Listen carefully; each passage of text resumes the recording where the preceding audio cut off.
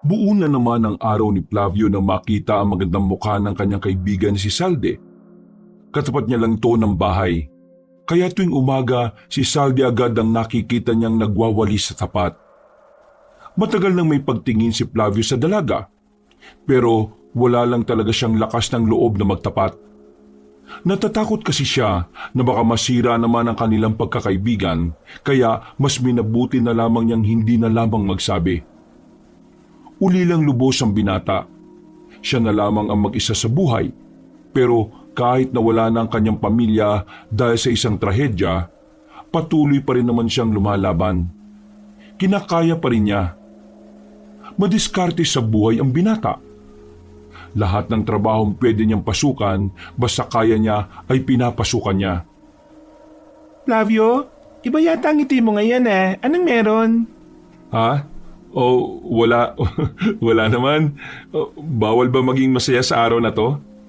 Hindi naman. Dapat nga masaya tayo lagi eh. Masaya naman ako sa iyo eh. Ha? Anong sinabi mo? Wala. Sabi ko, maganda ka sana kaso bingi ka. Di bali ng bingi basta maganda. Kaysa bingi ka na nga, hindi ka pa maganda. Oo na. Yan ka na naman eh. Ay, siya nga pala. Kumusta na pala yung paghanap mo ng trabaho? Wala pa nga rin akong nahahanap eh. Wala pa ako natatanggap na reply sa mga ina-applyan ko sa sentro. Tingin mo, matatanggap kaya ako? Oo naman oh. Sa ganda mong yan.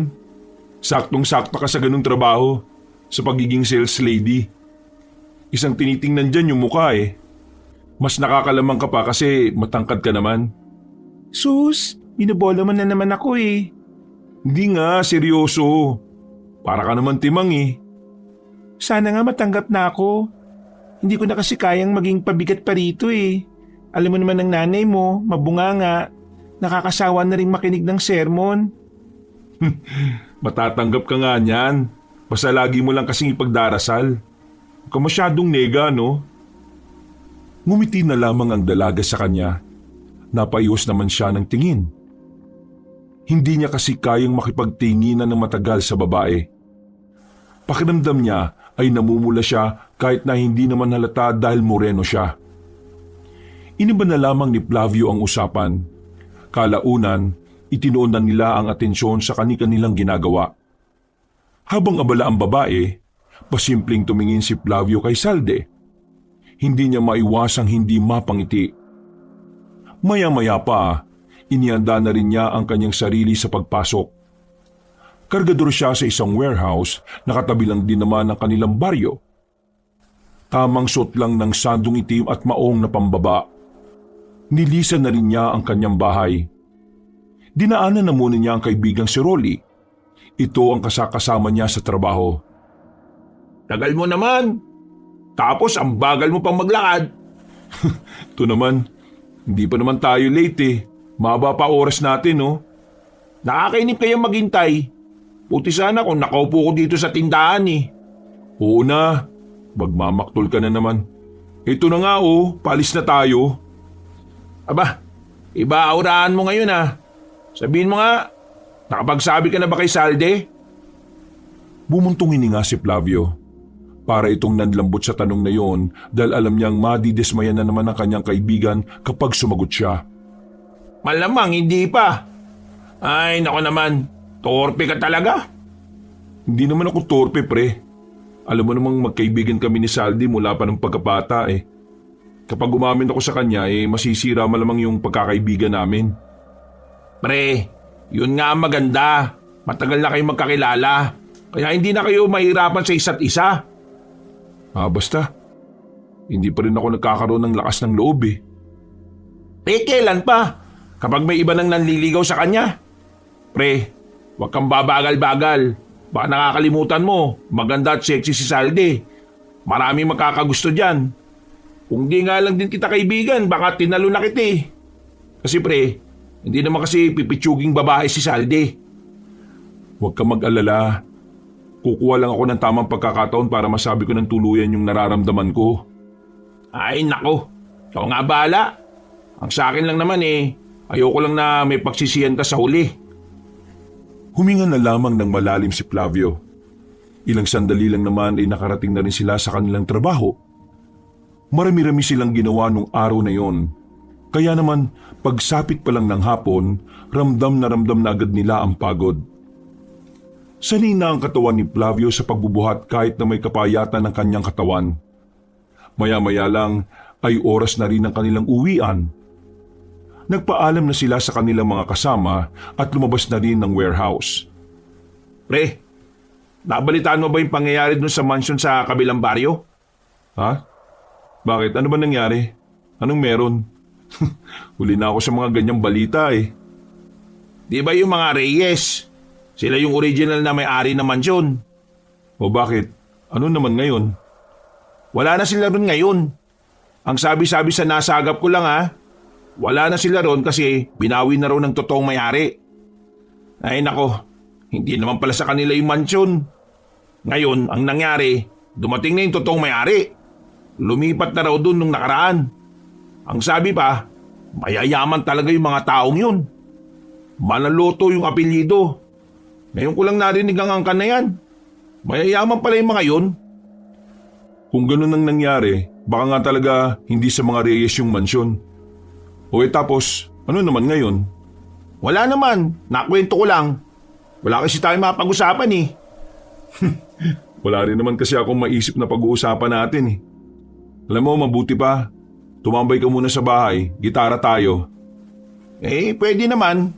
Hatid ko lang muna yung mga pinamili ko. Baka naghihintay na sila mama eh. Matapos dumaan sa bahay nila Rolly, nakarating na rin sila sa bahay ni Flavio. Sakto naman na naabutan nila ang lalaking si Brusco. Nasa harapan nito ng bahay nila Salde. May daladalang bulaklak at pormadong-pormado. Yan na sinasabi ko sa'yo. Nauna ka na ng tukmol na yan Tingnan mo nga mas gwapo ka pa dyan eh. Pero mas makapal ang mukha niya. May pera siya. May kaya sila sa buhay kaya pinanghihinaan na ng loob. Tingnan mo, yung ginagawa niya. Normal na ginagawa yan ng lalaki, pre. Walang bago. Pero yung ginagawa mo, araw-araw na pagpapangiti kay Salde, hindi lahat ng lalaki kayang gawin yun. Mas lamang ka pa rin, Kaya umayos ka. Ikaw mano ko kaya huwag kang papatalo dyan, Tara. anong tara? Ina mo naman maka-pick up, Flavio. Lalapit tayo doon para makipagkumpetensya. Huwag kang papayag maungusan ng lalaking yun, Mukha namang hito na puyat yan eh. Hinila siya ni Rolly palapit sa harapan ng bahay nila Salde. Agad din namang napatingin sa kanya ang lalaking si Brusco sa kanila. Nakasimangot ito at parang iritang-irita. Tiningnan naman nila ito na masama. Anong ginagawa niyo? Bakit namin sasabihin? Oo nga, sino ka ba? Ako si Brusco. Hindi niyo ba ako kilala? Kilala ka namin. Ikaw yung mayabang sa bilyaran. Hindi ka naman makashoot. Huwag niyo akong guluhin dito. Manliligaw ako kay Salde. Sus, wala kang pag-asa doon, Paano wala? Hinihintay ko nga na lang na lumabas Kakain kami sa labas. Kakain kayo sa labas? As in, dito sa labas? Timang, kakain sa labas. Ibig sabihin, magdi-date sila. Magdi-date ha? Anong magdi-date? Di ako naniniwala. Ikaw, papatulang ka ni Salde? O bakit? Anong tingin mo sa akin, katulad mo? Ang mabuti pa, umalis na kayo sa harapan ko. Dahil naaalibadbaran ako sa inyo. Masisiraan niyo pa ang mood ko Ilang sandali lang ay lumabas na rin ang dalagang si Salde. Nakabis ito pero simpleng puting t-shirt lang ang suot nito. Habang nakamaong naman itong pantalon. Napatingin si Salde sa kanila. Unang tingin pa lang ng dalaga ay nakaramdam na siya ng hindi maganda. Nag-aaway ba kayo? Nako, hindi naman Pinupuri ko pa nga siya Sabi ko, ang cute ng suot niya. Parang suma ng sikip-sikip. May sinasabi ka ba dyan? Ha? Wala. Ang sabi ko, ang pogi mo. Ay, siya nga pala, Salde. Saan ka pala pupunta? Sasama ako sa kanya. Sabi niya kasi ililibre niya raw ako Salde. Etong bulaklak para sa'yo. Parang gustong magwala sa selos ni Flavio nang tanggapin ng dalaga ang mga bulaklak. Nagsarado ang kanyang kamao. Pero agad din naman siyang kumalma nang mapagtanto na hindi naman niya pag-aari ang dalaga. Sobrang salamat ah. Alam mo bang ngayon pa lang ako nakatanggap ng bulaklak sa buong buhay ko? Lalong nakaramdam ng inis si Flavio. Hindi siya makapaniwalang kinalimutan na ni Salde na siya ang unang nakapagbigay ng bulaklak sa dalaga nung bata pa sila. Hindi na nakapagsalita pa ang lalaking si Flavio. Pakiramdam niya sa mga oras na ito ay talo na siya sa laban kahit hindi pa man nagsisimula. O paano? Aalis na kami. Good luck sa'yo, Flavio. Sana mahanap mo na rin ang babaeng para sa'yo. Nagtataka na lamang ang mukha ni Salde. Hindi na rin nagtagal, umalis na rin sila roon. Naiwang bagsak ang balikat ni Flavio. Agad namang siyang tinapik ni Rolly ng malakas sa balikat. Huwag mo sabing, magpapatalo ka na agad. Hindi pa sila, pre. Nandiligaw pa lang yung tukmol na yun. Magsabi ka na kasi kay Salde para makapanligaw ka na rin. Pambira ka talaga, oh. Hindi ko pa nga kaya, kulit mo naman. Iniisip ko pa rin yung pagkakaibigan namin. Tapos ngayon, gaganyan-ganyan ka. Wala kang gana tapos para kang mamamatay sa panghihina. Hindi bagay sa'yo ganyan, pre. Para kang batang naagawan ng lollipop eh. Nauna nang pumasok si Flavio sa loob ng bakuran. Sumunod naman sa kanya ang binatang si Rolly. Noong gabing yun, sa halip na hindi sila iinom ng alak, ay napabili na lamang sila. Tamang tagay lang sila habang naghihintay kung kailan makakauwi ang dalaga. Dakong 9:00 ng gabi, nakita na nilang dumating na sila Salde. Hinatid pa ito ni Brusco. Hinintay na muna nilang mawala si Brusco saka lumapit si Flavio. At dahil may sapi na ng alak ang katawan, pakiramdam ni Flavio ay may lakas na rin siya ng loob na magsabi ng kanyang nararamdaman. Salde. Oh, Flavio. Teka, nakainom ka ba? Oo eh. Nakain naman ko pero konti lang naman. May sasabihin ka ba? Ano kasi... Sandali itong lumingon kay Rolly. Sumenyas lang si Rolly na lakasan na niya ang kanyang loob na sabihin ng tungkol sa kanyang nararamdaman. Pero sa halip na makapagtapat, inatake na naman ang kaduwagan ng lalaki. Ano kasi... Ano nga? Sabihin mo na, may gagawin pa ako eh. Ano kasi... gusto sana kitang... Pambihira, ano nga? Gusto sana kitang sabihan na ang ganda mo ngayon. Bagay yung suot mo sa'yo. Ay naku, bolero ka na naman. Simpleng t-shirt lang naman to. Tsaka maong. Kupas pa. Ano maganda dito? Ikaw?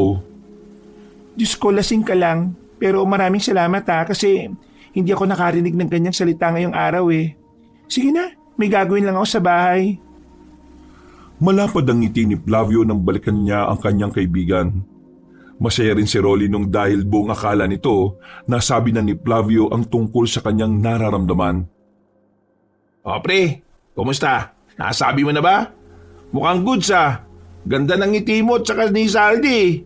Ano, maliligaw ka na ba? Ha? Hindi ko pa nasabi. Ang sabi ko lang sa kanya, ang ganda niya. Ay sus, pambira ka naman talaga oh. Akala ko naman yun na. Kinuha ni Rolly ang chicharon at binato sa mukha niya. Pero nakangiti lang si Flavio na parabang tanga. Nakatingin sa malayo at hindi pa ito matatauhan kung hindi tatapikin ng malakas. Uy, bakit ka ba nakangiti dyan? Akala ko ba hindi mo pa?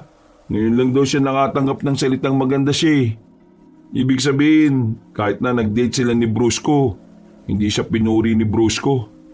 Ako lang ang nakakagawa nun, pre. Sa bagay, pre. Magandang bagay ang ganyan. Mas matutuwa siya sa ganun.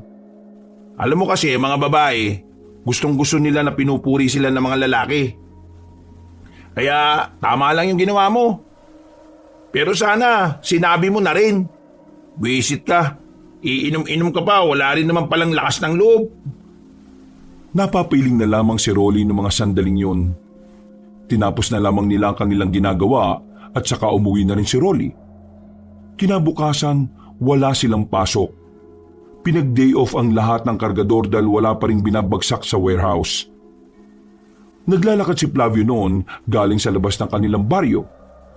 Nasa gilid ng kalsada ang binata nang makita niya ang magandang sasakyan na dumaan sa kanyang harapan. Pumasok ito ng baryo nila. Hindi niya alam kung sino ang nakasakay doon. Pero tingin niya, mayaman ang may-ari noon. Napaisip tuloy siya na baka yun ang sinasabi ni Rolly na bagong naninirahan sa dating mansyon ng mga Reyes. Ang angas ng sasakyan ah. Nagmamadali siyang naglakad. Pagpasok niya sa baryo nila, nakita niyang dumiretso ang sasakyan sa barangay hall. Sa kakatingin niya, hindi na niya namalayang nakabangga niya na pala si Brusco. Natapon ang hawak-hawak na tinapay ni Brusco. Tumama naman si Flavio sa bakod sa lakas ng kanilang banggaan. Hindi ka ba tumitingin sa dinaraanan mo? Kung tumingin ka rin, hindi mo ako mabubunggo. Ikaw ang bumunggo eh. Pero nakatingin ako. Wag kang sinungaling, pareho tayong hindi nakatingin.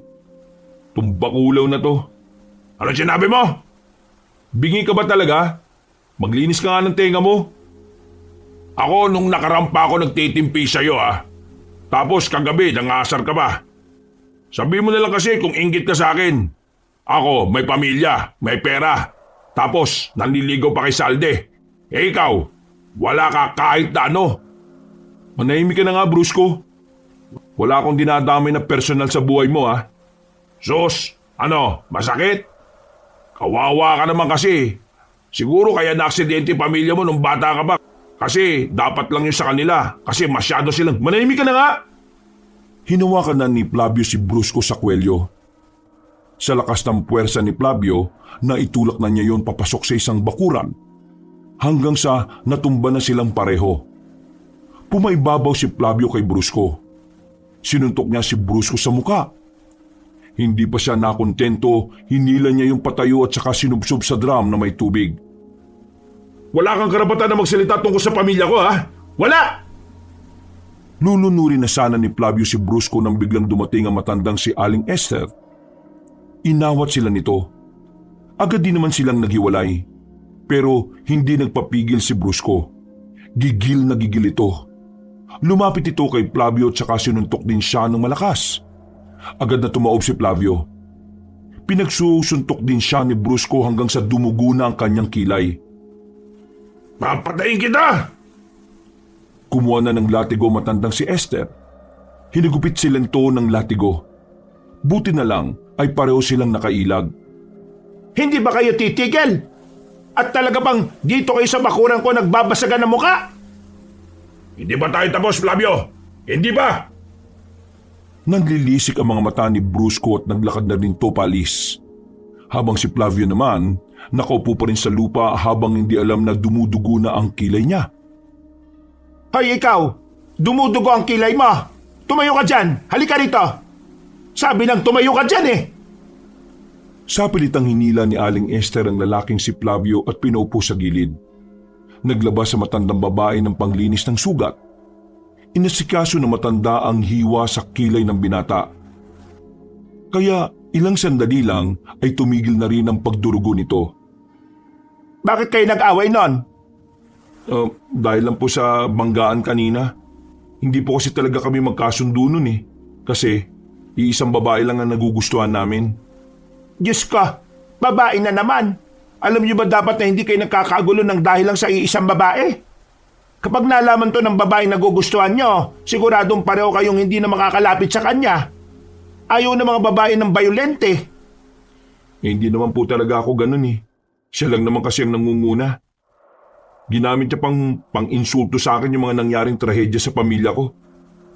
Pero minsan, dapat marunong kang magkontrol ng emosyon. Mapapahama ka kapag laging emosyon ang pinapagana mo. Marami pong salamat sa paggamot sa sugat ko. Pero ano po pala pangalan niyo? Esther. Esther ang pangalan ko. Eh ikaw, Flavio naman po ang pangalan ko. Kapangalan mo palang dati kong kaibigan. Pero ikaw, ingatan mo ang sarili mo, ha? Nararamdaman ko na meron kang magiging malaking papel sa buhay ng babaeng minamahal mo. Papel? Anong papel po? Basta, maging mahinahon ka lang. Maging kalmado sa lahat ng oras. May mararating ang buhay mo, iho. Manghuhula po ba kayo? Hindi. Pero may kakayahan akong makita ang kapalaran ng isang tao gamit lang ang panaginip. Talaga po? Astig! Napapailing na lamang ang matandang si Esther sa naging reaksyon niya. Pero natutuwa rin naman ang matanda sa kanya. Pakiramdam ni Flavio, matagal na talaga niyang kakilala ang matandang babae. Sobrang gaan ang kanyang pakiramdam. Para bang kagayang-kagaya ng kanyang ina ang paraan ng pagtingin nito sa kanya. Maraming salamat po ulit, Aling Hasler. Anong Aling Hasler? Niloloko mo ba ako?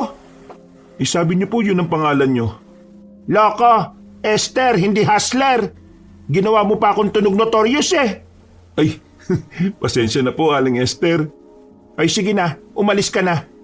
Bilin mo na lang ang gamot ng sugat mo sa kilay kapag kumikirot pa. Ngumiti na lamang ang matanda at naglakad na rin palayo. Sumilay na lang din ang ngiti ng binata sa mga sandaling yon. Habang naglalakad na siya pabalik ng kanyang bahay, bigla na naman niyang naalala si Brusco. Nagsarado na naman ang kanyang kamao. Hindi niya matanggap na nagawa siyang sugatan ng damulag na yun. Loko yun ah. Makakaganti rin ako sa mokong na yun. Saktong kinagabihan, biglang pumunta si Salde sa kanyang bahay. Naiilang pa siyang tumingin sa babae dahil ayaw niyang makita nito ang kanyang sugat sa kilay. Pero wala na siyang ligtas.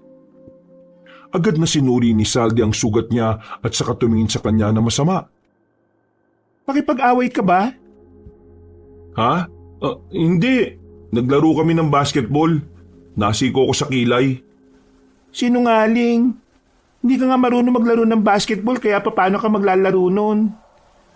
Kaya nga ako nasiko kasi hindi ako marunong eh. Ay nako, magsabi ka na kasi ng totoo. Sino gumawa niyan sa'yo? Malamang si Brusco. Nag-away yata sila kanina eh. Nagulat na lamang si Flavio nang biglang dumating din ang kanyang kaibigan na si Rolly. Huy, para kang timang. Totoo ba na nag-away kayo? Ano kasi? Magsasabi ka ba ng totoo o hindi? Oo, nag-away kami kanina. Nagkasakitan kami. Nagkabanggaan kasi kami kanina tapos nagkasagutan. Wala naman akong intensyon sana makipag-away sa kanya kaso ginawa niyang katatawanan yung trahedyang nangyari sa pamilya ko. Kaya hindi na ako nakapagpigil. Tarantado yun ah. Yari sa akin yun. Oo, isa ka pa. Ay, sorry. Wala ka talagang balak sabihin sa akin ng totoo kung hindi ka pa pinilit? Hindi naman sa ganun. Naisip ko kasi na nanliligaw siya sa'yo, di ba? Ayokong sirain yung imahe niya. Para sa akin, hindi yung patas. Nakakawalang gana. May sasabihin sana ako magandang balita tapos ganito pa aabutan ko. Ano ba yun? Huminga ng malalim ang dalagang si Salde. Umupo ito sa gilid at bumuntong hininga. Nakatingin lamang sa malayo nang magsalita ito. May trabaho na ako pero hindi doon sa ina-applyan ko. May tumanggap sa akin bilang kasambahay eh. Diyan sa kabilang baryo, yung sa dating tirahan ng mga Reyes. Sa mga manaloto? Oo, doon nga. Naghanap kasi sila ng kasambahay. Kailangan ko na kasi talaga ng pera kaya pinatus ko na. Ang taas ng sahod eh. Para na rin akong nag-opisina, kaunti lang ang diferensya. Masaya ako at may trabaho ka na. Pagbutiin mo ron. Mag-iingat ka. Alam mo naman, maganda ka. Baka mamaya pagtripan ka ng mga magiging katrabaho mo ron. Kainggitan ka. Hindi naman siguro. Nabalitaan ko na mababait naman daw yung mga manaloto. Bukas pala, doon ako titira. Stayin kasi kami ron eh. Linggo lang kami makakauwi sa amin. Gusto mo bang ihatid na kita? Pwede naman. Marami din kasi akong bitbitin eh. Tinusok-tusok pa ni Rolly ang tagiliran ni Flavio para tuksuhin. Agad naman itong sinuway ng binata.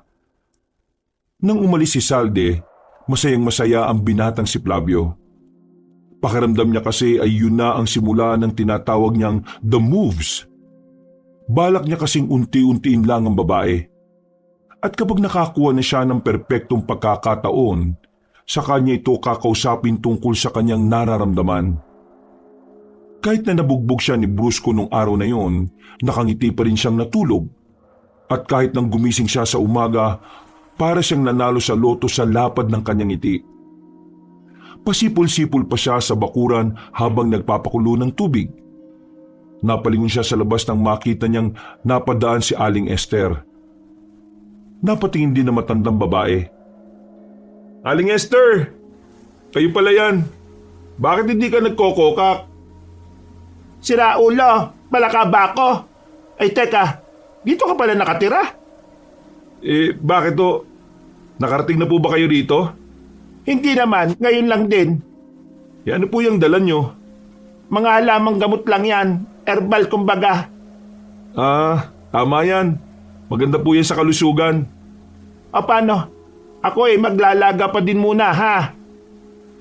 Aalis na sana ang matandang babae nang bigla sila makarinig ng sigaw ng isang lalaki. Nanggagaling yung sa kalapit na bakuran lang ni Flavio. Literal na 3 metro lang ang distansya mula sa kanyang bahay. Pareho silang nagtataka ni Aling Esther. Nagpatuloy lang ang pagsigaw na parang may kasama na rin pag-iyak. Kaya naman hindi na rin natahimik ang kalooban ni Flavio. Lumabas na rin siya at iniwan sandali ang kanyang sinasalang. Pagtingin nila sa harapan ng bahay ng lalaking sumisigaw, naroon na rin ang ibang tao. Kapag tsismisan talaga, buhay talaga ang mga tao no? Lumapit sila roon ni Aling Esther. Pagsilip nila sa loob, nasipat nila sa bahay ang lalaki na bitbit na ang kanyang asawa, na ayon dito ay buntis. Pero sa mga sandaling yon, kitang-kita nila ang nakabuka na tiyan ng babae. Wala na ang sanggol at wala na rin buhay ang biktima. Unang pumasok sa isipan ng mga tao, inaswang. Nilapa ng aswang na kung tawagin ay wakwak. Biglang nawala si Aling Esther sa tabi ni Flavio noong mga sandaling yon. Hindi niya alam kung saan na yun nagpunta. Nagtataka siya kung bakit ganun na lang kabilis na nawala ang matandang babae. Ilang minuto pa, nagdatingan na rin ang pamunuan ng kanilang barangay. Meron na rin mga pulis. Nagpasukan ng mga yon para imbestigahan ang nangyari. Nagulat na lang din si Flavio dahil naroon na rin ang binatang si Rolly. Pre, ano nangyari? Walang niya. Basta talaga ganitong chismisan, present ka kaagad no? Ano nga nangyari? Yung asawa ni Efren pre, patay na. Yung buntis, ang sabi ng mga tao rito, aswang daw ang gumawa. Wakwak daw. Yung tiyan pre, nakabuka Wala naman laman loob. Matik, pati yung bata wala na rin. Grabe. Sinong tao naman ang gagawa nun? Ang kulit mo, aswang nga raw. Totoo bang may aswang? Sinong tao ang gagawa nun? Balik ko nga sa iyo yung tanong mo. Ewan ko. Nanahimik na lang silang dalawa nang ilabas na rin ng kaawa-awang babae. Iyak ng iyak ang lalaking asawa nito. Halos manghina yon sa sinapit ng kanyang asawa. Pagkatapos ng eksenang yon, tumambay na muna ang dalawa sa bukana nila Flavio. Wala pa rin naman silang trabaho dahil hindi pa rin sila pinapupunta. Kaya naman tamang tulala lamang sila roon. Ano sa tingin mo? Sabi mo inaswang, di inaswang. Hindi ka naman naniniwala sa aswang Naniniwala naman ako sa aswang, pre. Mama ko kaya inaswang dati sa bunso namin. Pero nung nandun pa kami sa bukid, di ako makapaniwala na may nangangaswang dito kasi marami rin naman ng bahay dito. Kahit hindi magkakadikit. Dun sa amin sa bukid noon, kami lang talaga ang bahay na naroon. Malay natin. Sobrang gutom na talaga yung mga aswang. Kaya ayun, desperado na ang aswang na makakain. Ano naman kayang aksyon ng gagawin ng mga namumuno rito sa atin? Malamang wala. Hindi naman sila maniniwala na aswang ang may gawa niyan eh. Alam mo anong sasabihin nila? Sasabihin nila na may kaaway sila Efren kaya ginantihan. Diyos ko, parang ganyan na nga rin siguro yung mangyayari. Ay nako, kawawa naman. Patingin-tingin si Flavio sa tapat ng kanilang bahay. Tinitingnan niya kung lumabas na ba ang dalagang si Salde. Pero hindi niya pa yun nakikita. Kaya naman medyo dismayado siya nung umaga na yon. Makalipas ang ilang oras, himalang tinawagan sila ng kanilang manager sa warehouse. Ipapakilala na raw sa kanila kung sino ang kanilang boss. Noong mga sandaling yon, nasasabik pa si Flavio at Rolly.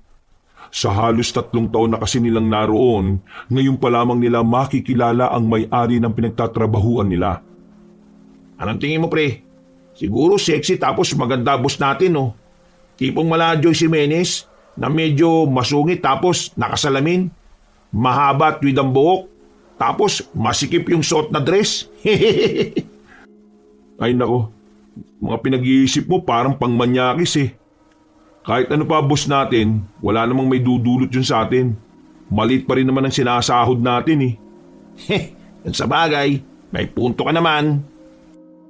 Nanahimik na rin ang dalawa na makarating na rin sila sa warehouse. Naabutan nila sa loob na nakapwesto na ang mga kasamahan nila. Hinihintay na lamang ang pagdating ng kanilang boss.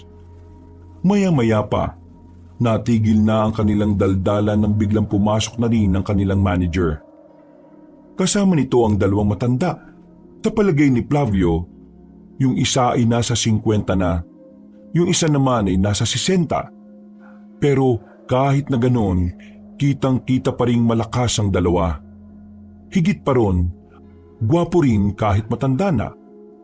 Hindi nagtagal, nagsalita na rin ng matanda na parang mas bata naman sa isa. Hello! Magandang hapon to all of you. My name is Rafael Manaloto. And this man beside me is Romulo Manaloto. Siya ang mas matanda sa akin. At siya talaga ang may-ari ng warehouse na ito.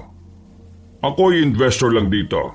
Well, since my kuya is not that talkative, ako na ang nagkusang loob na magsalita para sa kanya. Right, brother? Magsalita ka na lang. Huwag ka nang magtanong sa akin. Well, kaya naman kami nagpapakilala sa inyo ngayon ay dahil malapit rin kami dito nakatira. Nakatira kami sa dating bahay ng mga Reyes. Sa mga magtatanong kung bakit, manahimik na lang kayo dahil wala kayong karapatang magtanong hanggat hindi ko sinasabi. Itong warehouse na ito, isang produkto lang ang ibabagsak natin dito. Kung ano yon, walang iba kundi karne. Kaya starting tomorrow, maglilinis tayo at darating na rin ang mga storage at freezer. Magbabawas na rin tayo ng tao dahil hindi naman kailangan ng sobrang daming tao sa ganon. Mamaya, after ko magsalita rito, ibibigay ko mga listahan ng mga matatanggal. Sa lahat na matatanggal, may bayad naman kayo, kaya huwag kayong umiyak. Biglang naglakad ang isang matanda na si Romulo. Lumapit ito sa mga nakatayong kailera nila Flavio. Isa-isa silang tiningnan na masama. Kinakabahan na sila Flavio noon dahil pakiramdam nila pumipili na ang matandang lalaki kung sino ang maaalis. Maya-maya pa, bigla naman itong tumigil sa harapan ni Flavio. Pero nakahinga siya ng maluwag nang sa katabi niya ito pumunta. Eto, alisin nyo ito! Teka, nakalista na ang mga aalisin. Bakit mo aalisin ang taong yan?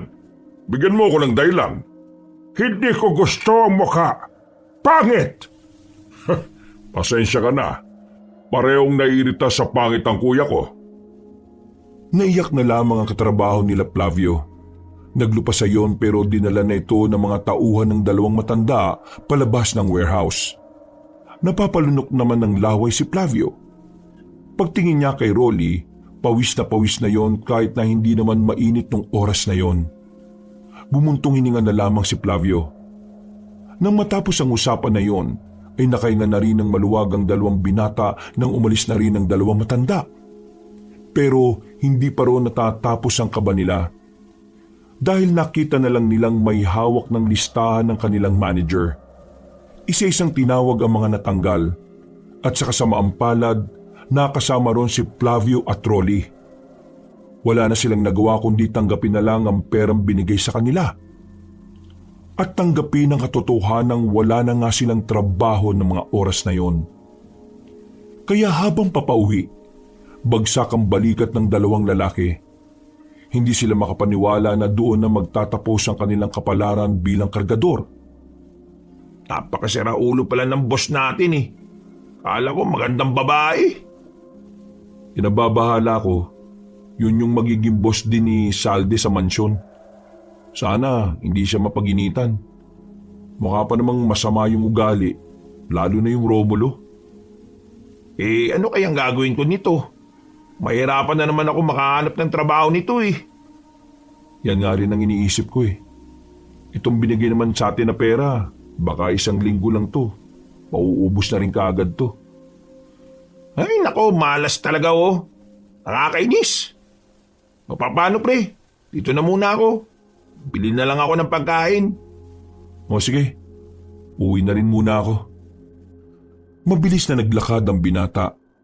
Pag-uwi niya ay natulog na muna siya dahil gabi pa naman ang alis nila Salde. Dakong 5:00 na siya nagising. Naghilamos lang siya at hindi na rin nagpalit ng suot. Agad siyang lumabas ng bahay. Sakto namang kalalabas lang din ni Salde at bitbit na nito ang 2 bag. Sigurado ka ba talaga na ihatid mo ko? Hindi ba nakakaabala sa'yo? Hindi, ano ka ba? Kahit kailan naman hindi ka naman nakaabala sa akin.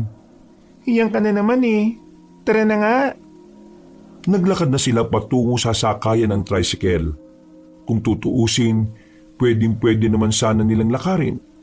Ang kaso nga lang, nagmamadali na si Salde. Ayaw kasi nitong nahuhuli. Nang makarating na sila sa harapan ng mansyon, para silang nalula. Kahit na ilang beses na nilang nakikita ang bahay na yon, namamangha pa rin sila sa kalakihan at kagandahan nito. Grabe, parang mas lalong gumanda. Buti ka pa, makakapasok ka na sa loob. O paano? Papasok na ako ah. Maraming salamat, Flavio. Sandali, Oh, bakit? di ba linggo lang kayo pwedeng umuwi? Oo, bakit? Anong meron? Kapag may libre kang oras, pwede ba kitang isama sa bayan? Kain lang tayo. Kain lang? Uy, bakit? May iba pa bang dapat na gawin? Baliw to naman, di na mabiro. Oo naman oh, pwedeng-pwede. O sige na, pasok na ako. Ang sama na ng tingin ng mga guard oh. Nagmamadali ng binuhat ni Saldi ang 2 bag. Halos magtatatalo naman ang binata sa sobrang tuwa. Hindi man niya sinabing date yon, pero alam niya sa kanyang sarili na parang ganun na rin yon. Sa sobrang saya niya, hindi na niya napansin ang mga kakaibang bagay sa mansyon. Umalis na rin siya at masayang naglakad. Walang kamalay-malay na yun pala ang huling pagkakataon na makikita niyang masigla si Salde. 1 linggo ang nakalipas. Excited na ang binatang si Flavio dahil sa wakas magkikita na rin sila ni Salde. Pinagandaan niya talaga ang araw na yon. Bumili siya ng bagong sapatos, bagong damit at bagong pantalon. Nang sumilip siya sa labas nung hapon, nakita niyang kagigising lang ng babaeng si Salde. Nakatulala sa malayo at parang nangingitim ang ilalim ng mga mata. Balisa at parabang napabayaan ng sarili. Nagtaka si Flavio. Hindi niya alam kung anong nangyari. Hindi niya alam kung bakit parang ibang Salde ang nakikita niya. Walang sigla, walang saya, sobrang tamlay. Hindi na nakatiis pa ang binata. Pumasok na siya ng bakuran para lapitan ng dalaga. Maraang nagangat ng tingin si Salde. Namumugto ang mga mata. Nanginginig ang kamay at parang takot na takot. Salde, anong problema? May sakit ka ba? Bigla siya nitong niyakap. Umiiyak ito pero walang tunog. Sa puntong ito, naramdaman na ni Flavio na merong mali. alam niyang may nangyari. Salde, anong nangyari? Magsalita ka! Wag dito. Wag dito. Sa ibang lugar. Wag dito. Nakikiusap pa sa kanya ang dalaga habang nanginginig ang boses. Kaya naman, umalis sila roon. Dinala niya ang dalaga sa ilog na kung saan silang dalawa lamang ang naroroon. Pag-upo pa lang nila, agad na nagsalita si Salde na siya namang ikinagulat ng lalaki. Pinagsamantalahan si Salde ng mga manaloto. Si Sir Rafael, si Sir Romulo, sila ang may pakana ng pagbaboy sa akin. Sila ang umuna. Tapos sumunod ng mga anak nilang lalaki. Tapos sa mga tsuhin at pinsan. Hindi ko na kaya, Flavio. Gusto ko nang mamatay. Impyerno ang buhay ko ron. Ayoko nang mabuhay. Nang marinig ni Flavio ang mga sinabi ng dalaga, agad na nabuhay ang pagkamuhi niya. Wala siyang ibang inisip kundi paslangin ang mga yon. Gusto niyang magiganti. Gusto niyang bigyan ng hustisya ang ginawa ng mga yon sa babae. Hindi na niya kailangan ng tulong ng mga pulis. Dahil alam niyang kayang-kaya namang bayaran ng dalawang matandang magkapatid ang batas sa kanilang lugar. Napakawalang hiya nila. Papatay ko sila. Pagbabayarin ko sila sa ginawa nila sa'yo. Hindi mo sila kakayanin, Flavio. Wala kang palag sa kanila. Wala akong pakialam kung mayaman sila. Papatayin ko pa rin sila. Hindi mo ko naiintindihan eh. Anong hindi ko naiintindihan? Flavio, hindi mo sila kakayanin. Hindi dahil marami silang pera. Hindi mo sila kakayanin dahil tao ka lang. Pero sila, maaswang sila. Tila sandaling natunaw ang galit ni Flavio nung marinig niya ang sinabing yon ng babae. Hindi niya kasi inaasahan yon. Pagtingin niya sa mukha ni Salde, kitang-kita niya ang nag-uumapaw na takot at pangamba. Damang-dama niya ang trauma ng babae. Hindi sila mga tao. Mga aswang sila. Nakakatakot. Naalala ko pa rin ang mga itsura nilang halimaw habang binababoy nila ako. Mga halimaw sila. Mga aswang. Ang paraan na lang para makatakas ako sa kalbadong ito ay ang kamatayan. Hindi ko na kaya, Flavio. Araw-araw kong naaalala. Mapapaliw na ako. Hindi na alam ni Flavio ang kanyang sasabihin. Sobrang hindi niya inakala na ganun pala ang kanyang malalaman. Natahimik si Flavio at nagkaroon ng kaunting takot at kaba. Pero hindi pa rin nabubura sa kanyang kalooban ng pagnanais na maipagiganti ang dalaga. Nang maging kalmado na ang dalaga at nang bumaba na rin ang emosyon na kanilang nararamdaman, saka na sila nakapag-usap ng mahinahon. Hindi ko alam kung anong sasabihin ko kanina kaya nanahimik na lang ako. Sa totoo lang, si Romulo at Rafael din kasi ang boss namin sa warehouse eh. Natanggal kami sa trabaho dahil gagawin parang imbakan ng karne ang warehouse na yon. Sa mga sinabi mo, parang naisip ko na baka hindi karne ng hayop ang ilagay nila ron eh, kundi karne ng tao. Hindi naman malabo yun. Kasi yun naman talaga ang kinakain nila eh. Pero Salde, magpakatatag ka. Pinapangako ko, makakamit mo ang hustisya. Flavio, gusto ko na lang manahimik. Wala rin tayong pag-asa na manalo sa kanila. Meron silang pera at meron silang lakas na hindi gaya ng sa normal na tao. Huwag mong sabihin yan. Kung kampon sila ng kadiliman, kakampi naman natin ang Diyos. Hindi. Walang Diyos. Kasi kung may Diyos, hindi niya sana ako hinayaan na babuyan ng mga aswang na yon. Hindi sana ako pinagsamantalaan ng buong angkan na yon. Hindi na lamang kinontra ni Flavio kung anuman ang pinaniniwalaan ng dalaga. Alam niyang nasasaktan pa yon, kaya hahayaan na lamang niya itong ilabas ang lahat ng nasa isipan niya. Matapos ang kanilang pag-uusap, hinatid na niya ito sa bahay ng dalaga. Bago sila magkahiwalay, pinakiusapan niya pa si Salde na huwag nang babalik sa bahay ng mga Manaloto. Pumayag naman si Salde at nagkusang loob na lamang si Flavio na siya ang kukuha ng gamit ng babae sa mansyon. Pag-uwi niya sa kanila, doon lamang naramdaman ni Flavio ang bigat ng mga pangyayari. Hindi katanggap-tanggap, kasuklam-suklam at walang kapatawaran ang ginawa ng mga Manaloto sa babaeng pinakamamahal niya. Handa siyang isugal ang buhay niya para lamang gantihan ng mga yun. Pero bago niya isagawa yun, aalamin niya muna ang mga bagay-bagay tungkol sa mga aswang. Kaya naman, nagtungo siya sa bayan kinabukasan. Naghanap siya ng mga libro doon na may kinalaman sa aswang. Nang mahanap ay agad niyang binili ang libro kahit na may kamahalan. Binasa niya yon. Ilang araw niyang pinag-aralan ang mga nakalagay doon. Pero habang kumukuha siya ng kaalaman, unti-unti namang nawawala sa sarili ang babaeng si Salde. Isang umaga, nakita na lamang niya yung tumatawang mag-isa sa harapan ng bahay nila.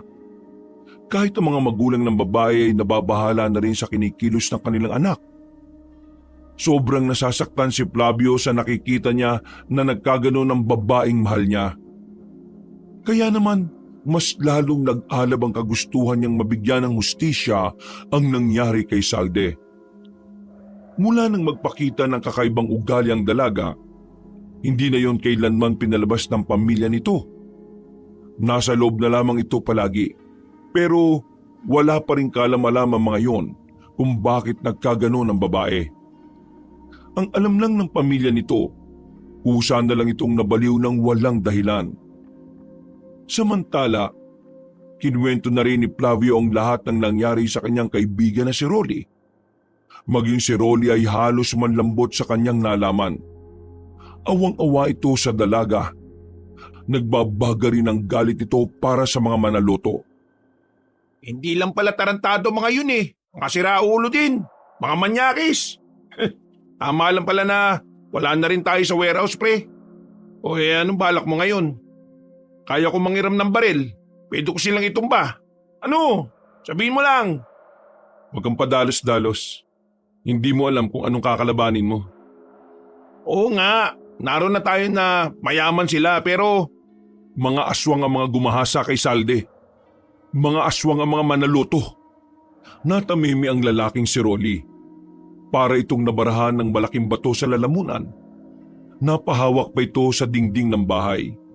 Nanlalaki ang mga mata at agad na pinagpawisan.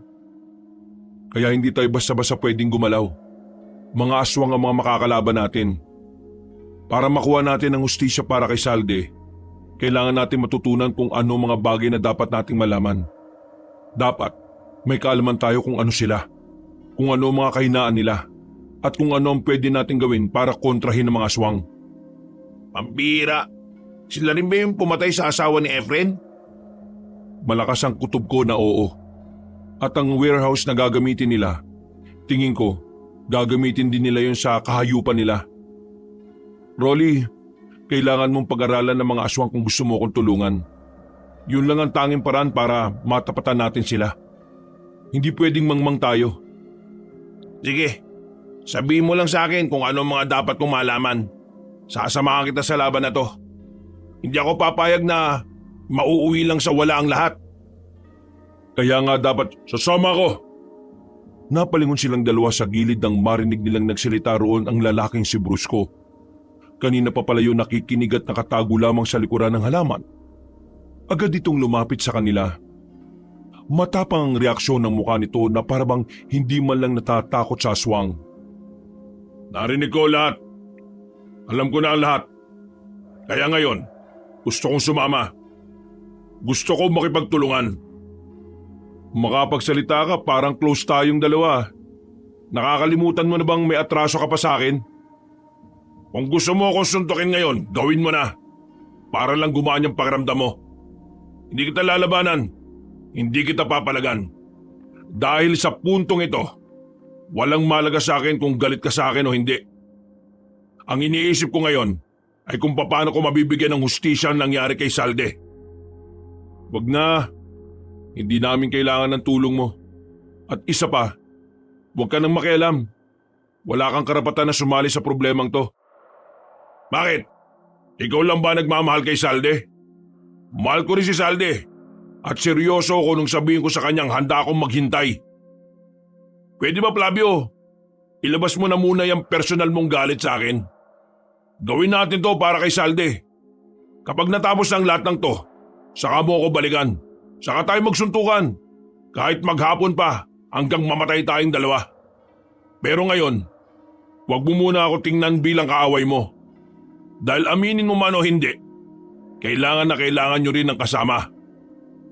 Flavio, may punto si Brusco. Hindi naman sa kinakampihan ko siya, pero kulang na kulang tayo pre.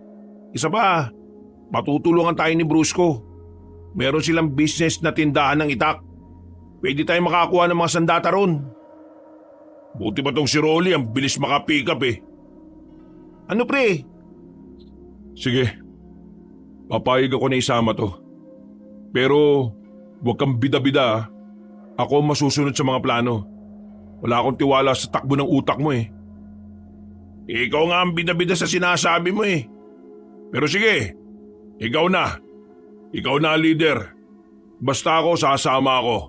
At gagawin ko kung anong may tutulong ko. Anong unang gagawin natin? Mamayang 9:00 ng gabi, sarado na tindahan namin. Pwede na tayo magpunta ron para kumuha ng mga magiging sandata natin. Gagawin mo pa kaming magnanakaw. Bakit tayo kukuha ng di alam ng mga magulang mo? Di ka marunong magpaalam? Walang tamang dahilan para payagan nila ako. Ganon ang takbo ng utak nila. Kaya mas maganda nang hindi nila alam. Kailangan natin ng mga bagong sandata pre. Yung mga itak mo dyan, wala nang hawakan yan eh. Wala pang talim. O sige na. Mamaya, puntahan mo na kami rito. At siya nga pala, wala kang pagsasabihan ng tungkol dito ah. Maliban na lang kung may gusto pang tumulong. Tumungon na lang ang lalaking si Brusco. Lumabas na rin ito ng bakuran. Pinagmasdan pa ito ni Flavio habang papalis na yon. Wala pa rin akong tiwala sa kanya. Pero sige, kailangan natin siya pakinabangan. Mabilis na lumipas sa mga oras. Magkakasama na rin silang tatlo. 9:00 na makarating na sila sa tindahan ng mga itak nila Brusco.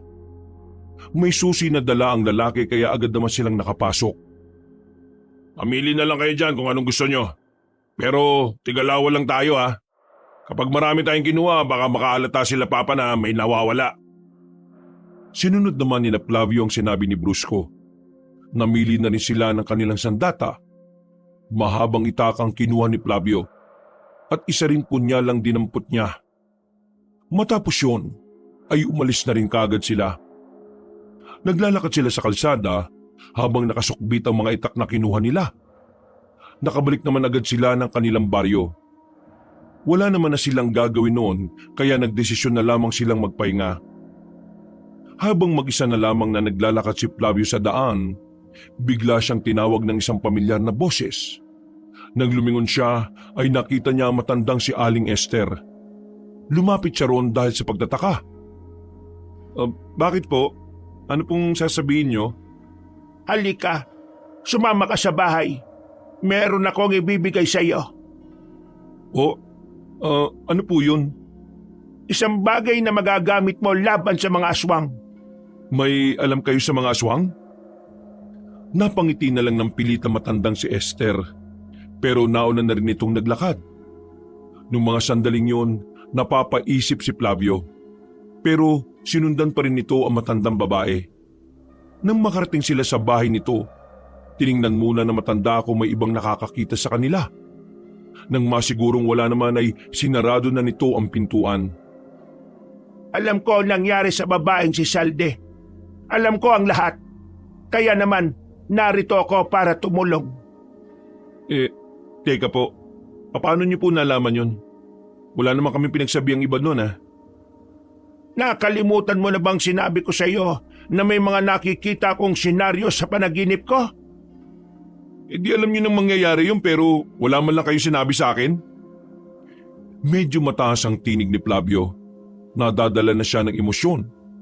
Para kasing naghahanap na lang din siya ng iba pang masisisi. Nakita ko ang senaryong yun kahapon lang. Kahapon ko lang din nalaman na totoo palang nangyari yon. Iho, hindi ko lagi nagagamit ang kakayahan na yon. Minsan lang. At hindi ko alam kung kailan din ito gagana sa panaginip ko. Higit sa lahat, wala rin akong kalaman kung ang senaryong nakita ko ay nangyari na o mangyayari pa lang. Kaya naman, wala rin akong nagawa para pigilan ang masaklap na dinanas ng kaibigan ninyo. Huminga ng malalim si Flavio. Nakaramdam siya ng hiya dahil sa kanyang inasal. Napapailing na lang din siya at humingi ng paumanhin. Pasensya na po kung nagtaas ako ng boses. Sadyang masakit lang din po para sa akin ang nangyari. Naiintindihan kita, iho. Kaya nga narito ako para tulungan kang makalaban sa mga aswang na yon. Pero bago yon, pwede ko bang malaman kung ano ba talaga kayo? Kung pamilyar ka sa salitang antingera, isa akong ganon dati. Pero matagal na akong nagretiro dahil sa edad ko. At hindi na rin kaya ng katawan ko para paganahin pa ang anting-anting. Kaya naman, ang anting-anting na gamit ko ang siyang ibibigay ko sa iyo. Ikaw lang ang may kakayahang ariin at paamuhin ang anting-anting. Nabubuhay ang kanyang diwa kapag binubulong ko sa kanya ang pangalan mo. Sandali. Anting-anting? Yan? Pinakita ni Aling Esther ang isang singsing na may nakadikit na tatsulok sa ibabaw. Isa itong anting-anting. At ang anting-anting ay parang kagaya lang din ng mga tao. May espiritu, may buhay. Namimili sila ng mga mangangalaga sa kanila. At tingin ko, ikaw ang pinili ng dati kong anting-anting bilang kanyang bagong tagapangalaga. Tanggapin mo na, iho. Magagamit mo ito para labanan ng mga aswang. Dahil ngayon, nagsisimula na silang gumawa ng kasamaan.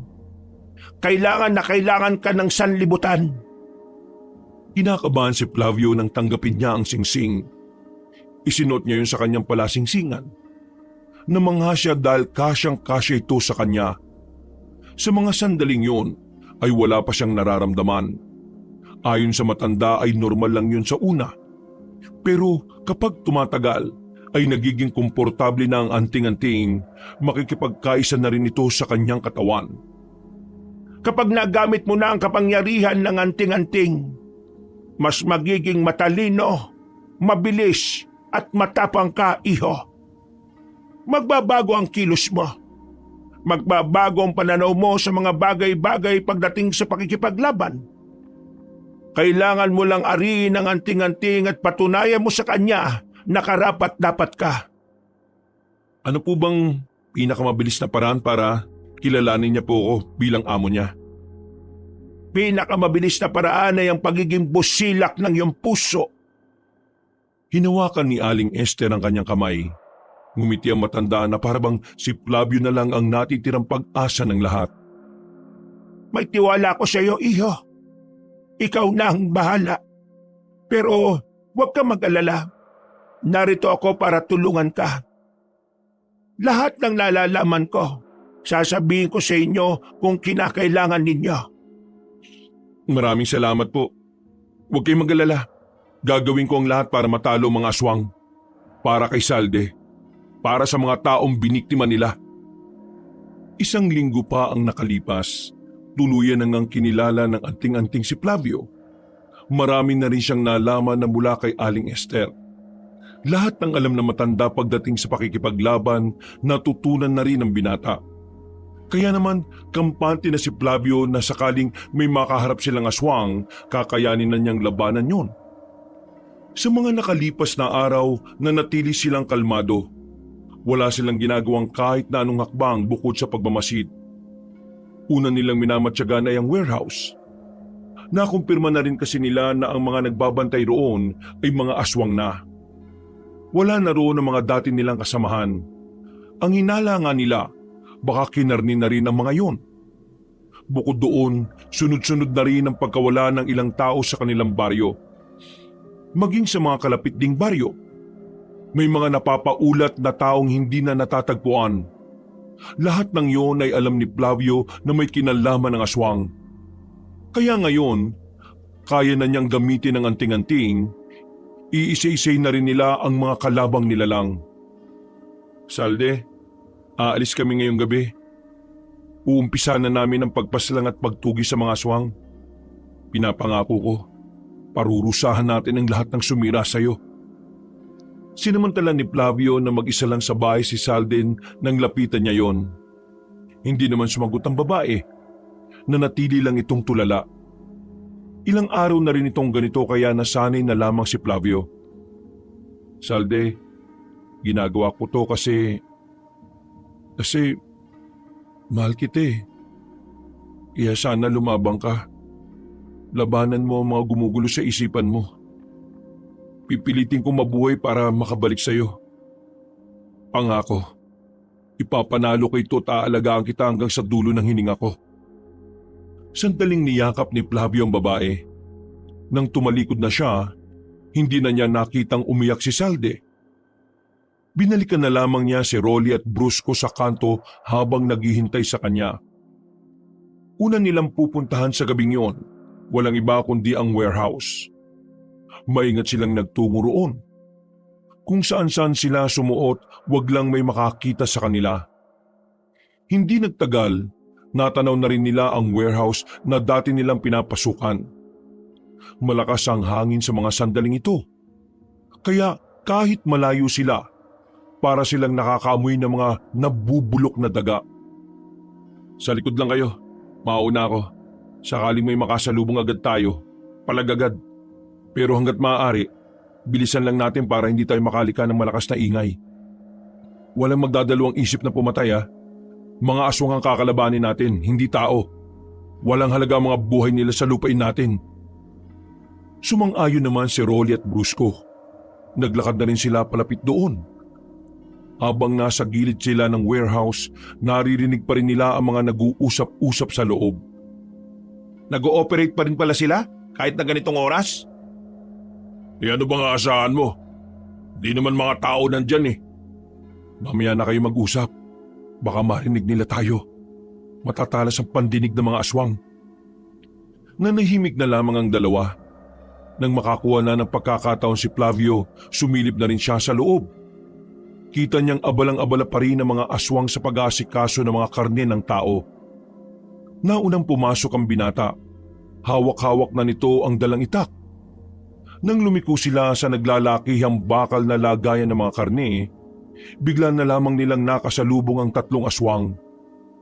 Nung una ay nakipagtitigan pa yon sa kanila. Pero nang makita ni Flavio na mag-iingay na ang mga yon, pinagana na niya agad ang anting-anting. Mabilis ang pagkilos na kanyang ginawa. Nagulat na lamang si Rolly at Brusco na nakalapit na roon si Flavio. Bagsak agad ang tatlong aswang at tumagas ang dugo mula sa leeg. Si Brusco na dating kaaway ni Flavio, napalunok ng laway dahil sa kaba. Hindi kasi nito inakalang gano'n na pala kabangis si Flavio pagdating sa paghawak ng itak. Dahan-dahan lang. Kailangan natin makarating sa opisina ni Rafael nang hindi niya nararamdaman. Naglakad pa sila sa gilid hanggang sa matagumpay na nga nilang natumbok ang daan patungo sa inaakala nilang kinaroroonan ni Rafael. Marahan nilang binuksan ang pinto, pero pagpasok nila sa loob ay wala silang nakita roon.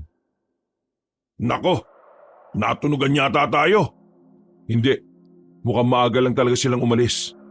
Kung alam niyang pupunta tayo, dapat hindi na tayo nakapasok. Sa gubat pa lang, napalaban na tayo. Anong gagawin natin ngayon? Wala na tayong dahilan para magdahan-dahan. Papaslangin na natin ang mga aswang na nandito. At pagkatapos, sisilaban natin ang warehouse na to para masayang lahat ng karne ng tao na narito. Sinipa ni Flavio ng malakas ang pintuan. Napatingin ang mga aswang sa labas. Agad-agad na nagbago ng anyo ang mga nilalang. At sa puntong ito, nagsimula na rin ang labanan. nakipagsabayan silang tatlo sa mga aswang. Si Flavio parang hindi na normal na tao kung kumilos. Napapanganga sa kanya ang dalawa niyang kasama. Tumatalon-talon kasi siya sa matataas na bakal. Kung kumilos din ito ay hindi normal ang bilis. Sa kalakasan ng paggana ng anting-anting, hindi rin makatama ng kalmot ng mga aswang. Parang dumudulas lang ang mga kuko ng mga aswang. Hindi nga nagtagal, patay na ang lahat ng aswang na naroon. Wala silang tinira. Pre, tao ka pa ba? O baka aswang ka na rin ha? Kakaiba yung galaw mo eh. Dahil dito, Ano yan? Malamang sing-sing. isa itong anting-anting. Bigay sa akin ng isang nagmagandang loob, isang dating antingero. Anting-anting? Ang angas niya na. Pero mas maangas kung susunugin na natin ang lugar na ito. Tara na! Kinuha na rin nila ang gaas na itinabi nila sa di kalayuan sa warehouse.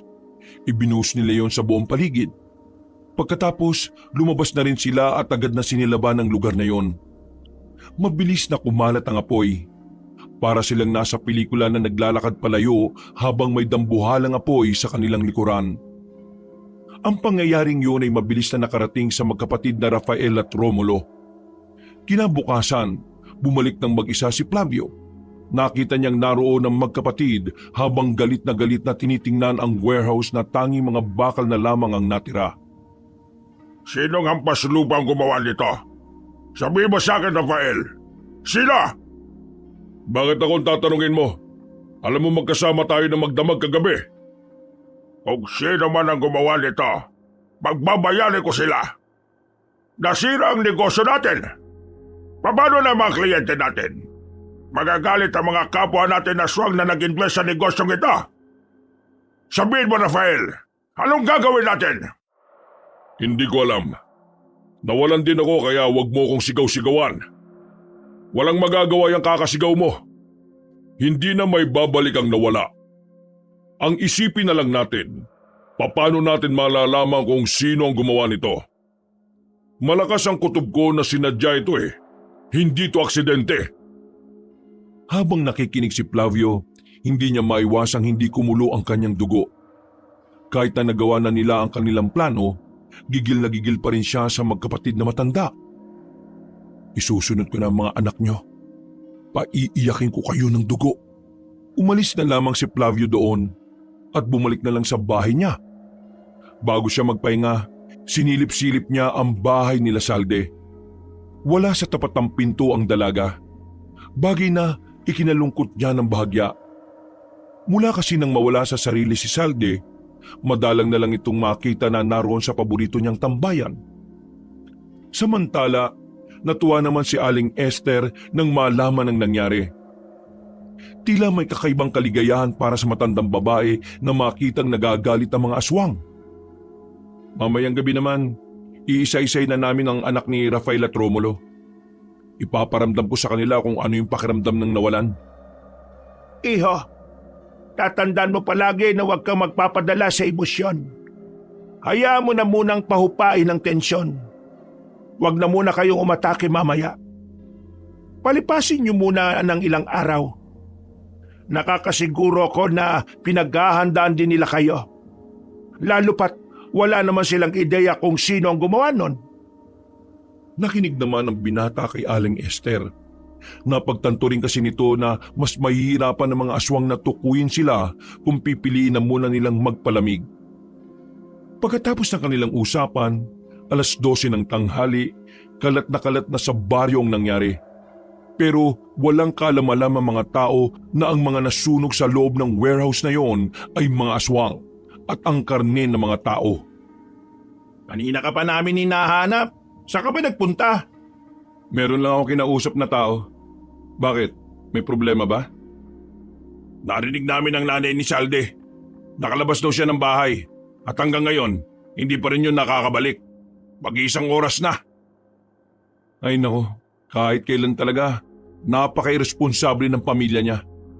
Mabuti pa, mag-iwahiwalay tayo sa paghanap. Mahirap na't baka makita siya nila Rafael at Romulo. Pumupunta pa naman ng mga yun dito minsan. Iba-ibang direksyon ang tinahak ng tatlong binata. Si Flavio naman, isang lugar lang ang alam niyang lugar na pwedeng puntahan ng dalaga, ang ilog. Ang ilog kung saan madalas nilang puntahan noon. Nang makarating siya roon, nakita niya nga si Salde na nakaupo sa malaking bato habang ang paa naman ay nakalublob sa tubig. Daan-daan siyang lumapit. Napalingon naman sa kanya si Salde. Ramdam na ramdam niya ang bigat base sa mga tingin ni Salde. Salde? Umupo siya sa tabi ng dalaga. Saksi ang papalubog na araw sa perpektong senaryong yon para kay Salde. Naalala mo siguro yung sinabi ko noon. Ang sabi ko sa'yo, kapag magulo ang isip mo, kapag may dinadala kang mabigat, at kapag nasasaktan ka, pumunta ka lang sa ilog na ito at abangan mo ang paglubog ng araw. Hindi man mawala ng tuluyan ang lahat ng bigat, pero kahit na papaano mababawasan ng kaunti. Salde, alam mo bang dito ka rin madalas hilingin na sana magkaroon ako ng lakas ng loob para sabihin sa iyo kung gaano kita kamahal? Tumingin si Flavio sa dalaga. Napangiti siya kahit na alam naman niyang hindi tutugon ng dalaga sa kanya. Pero nagkamali siya ng kanyang iniisip. Tumingin din sa kanya ang babae at ngumiti ng malapad. Maraming salamat sa pagmamahal mo sa akin, Flavio. Gusto ko lang din sabihin sa iyo na una pa lang, mahal na rin kita. Nanlaki ang mga mata ni Flavio. Kalaunan, naiyak na lamang din siya sa kanyang narinig. Hinawakan niya ang pisngi ng dalaga at nagsalita. Salde, nakikilala mo na ba ulit ako? Hindi naman kita nakalimutan kahit na kailan Noong mga sandaling yun, dahan-dahang lumapit ang mukha nila sa isa't isa. Hanggang sa tuluyan na ngang naglapat ang kanilang mga labi. Habang pinagsasaluan nila ang mainit na halik na yon, wala silang kamalay-malay na bukod sa papalubog na araw, saksi rin ang binatang si Brusco. Hindi alam ni Flavio na sumunod pala ito sa kanila. Lihim na nagtanim ng sama ng loob ang lalaking si Brusco. Umalis na lamang ito at walang malay ang dalawa nang meron silang nasaktang damdamin. Totoong nawala ako sa sarili, pero hindi ko rin mapaliwanag ang nangyari. Kanina pagising ko, parang normal na lang ang lahat. Ikaw agad ang unang pumasok sa isip ko, kaya pumunta ako agad dito nang hindi kita makita sa bahay mo. Maraming salamat dahil tinibayan at tinatagan mo, Saldi, ang iyong kalooban. Ngayong ayos ka na ulit. Kailangan mo makinig sa akin. Saldi, sinunog namin ang negosyo ni Rafael at Romulo. Isusunod na namin ang mga anak nila. Kaya naman, magiging madugo ang mga susunod na araw. Gusto ko makiusap sa'yo. Umalis ka na muna sa inyo. Sumama ka kay Aling Esther, ang matandang babae na tumulong sa akin para magkaroon ng anting-anting. Ligtas ka sa kanya. Iingatan kanya laban sa mga aswang. Pero paano ka? Paano kung mapahama ka? Baka hindi ka na makabalik. Makakabalik ako, pinapangako ko. Kailangan ko lang gawin ang misyon na ito. Hindi lang para sa baryong ito, kundi para na rin sa iyo, Salde. Pagbabayarin natin sila sa mga ginawa nila sa iyo.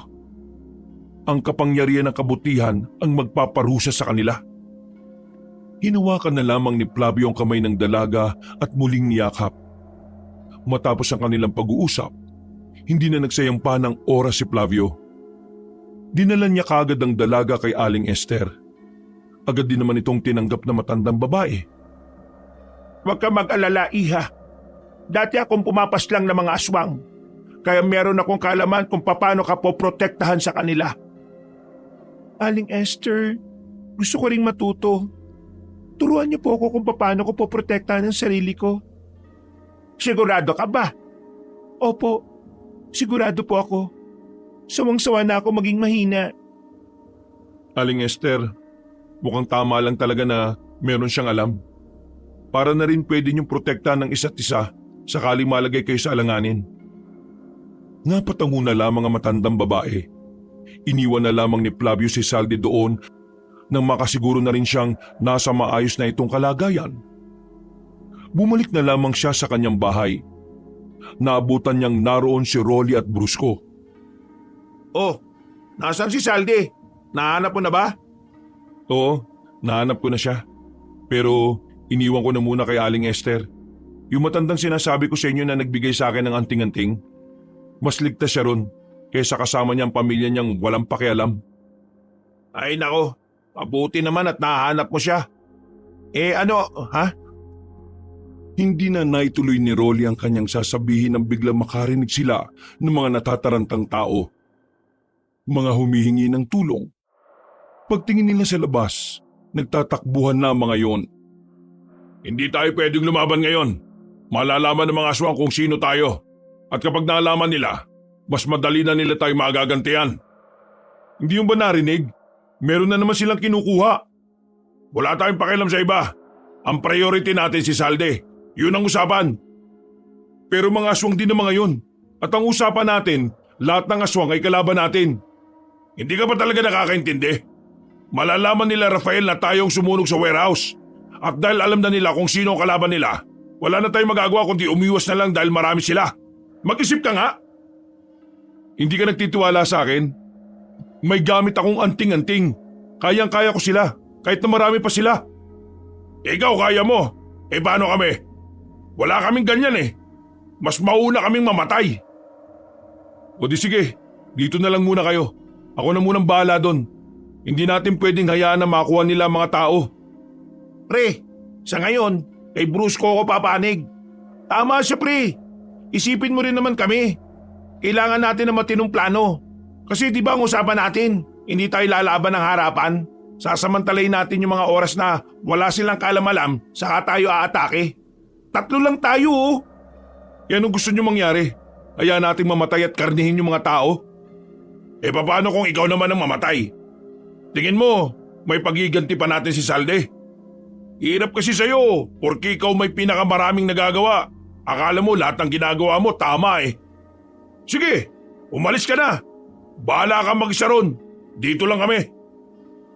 Hindi nakinig si Flavio sa dalawa ng mga sandaling yon. Naging matimbang para sa kanya ang buhay ng mga tao. Bago siya lumabas, nagtakip na muna siya ng kalahating muka. Pagkatapos ay agad-agad na ring umalis ang binata. Tinungo niya kung nasaan ang mga aswang. Naabutan naman niya yon. Wala siyang sinayang na pagkakataon. Agad niya yung inatake. Sa isang iglap lang, napatay na rin niya ang 6 na aswang na wala man lang kahirap-hirap. Nang makasiguro si Flavio na wala ng aswang sa paligid, agad-agad na rin itong binalikan ng 2 niyang kasama. Naabutan niya yung doon na nakaupo pa rin na parang walang nangyari. Tapos na, ganun lang kabilis. Pambira ka. Pinakaba mo ko. Oy pre, baka galit ka sa akin ha. Napakadelikado lang talaga ng ginawa mo eh. Sana maintindihan mo kami. Naintindihan ko naman kayo. Pero tandaan nyo, may mga oras na kailangan mong sumugal. Kasi kung wala kang gagawing paraan, mas malaking problema ang haharapin mo kinabukasan. Pero aalamin mo rin kung kaninong buhay ang isusugal mo. Kung buhay mo lang ba o buhay ng iba.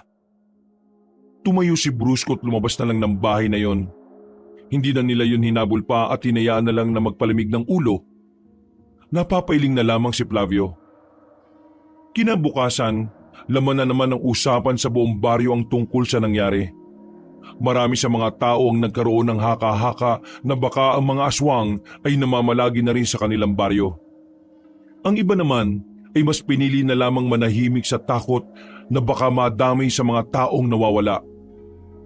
Bago magtanghali, dakong 9:00, dumating ang magkapatid na Rafael at Romulo sa kanilang baryo. Dumiretso ang mga yon sa barangay hall. Dahil sa pagkaintriga, sumunod doon si Flavio para alamin kung ano ang kailangan ng dalawa. Pasimple siyang nakinig sa mga sinasabi ng magkapatid na aswang. Nakatanggap kami ng impormasyon na dito sa baryong ito.